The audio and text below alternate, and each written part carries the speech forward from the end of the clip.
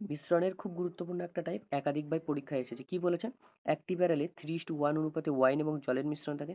মিশ্রণের কত অংশ বার করে জল দিয়ে প্রতিস্থাপন করতে হবে যাতে ব্যারেলে ওয়াইন এবং জলের অনুপাত 1:1 হয়? ঠিক। দেখো প্রথমে কি বলেছিল?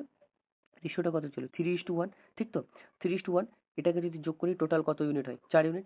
লাস্টে কি বলেছিল ওরা? রেশিও কত? 1:1, তাহলে কত ইউনিট হয়? 2। দেখো আমরা দুবারই ইউনিটটাকে সেম করবো। দেখো প্রথমে ছিল 4, এখন আছে 2, তাহলে সেম করতে গেলে কি করতে হবে? 2 দিয়ে গুণ করতে হবে। তাহলে এটাকে 2 দিয়ে গুণ করেছি মানে অপার দুটোর যে ভ্যালু আছে ওটাকে 2 দিয়ে গুণ করবো। তাহলে কত হলো? 2 হলো এখানে, এখানেও কত হলো? 2। তাহলে দেখো না, এবার কি বলেছে? জল দিয়ে প্রতিস্থাপন করতে হয়। যাকে বলবে প্রতিস্থাপন করতে সেটাকে আর ধরবো না, ঠিক? সেটাকে আর ধরবো না, অন্যটা নিয়ে কাজ করবো। তার মানে কি? ওয়াইন ছিল আগে 3, এখন কত আছে? ওয়াইন 2। কত কমেছে? 1 কমেছে। কেন কমেছে? কেন কি?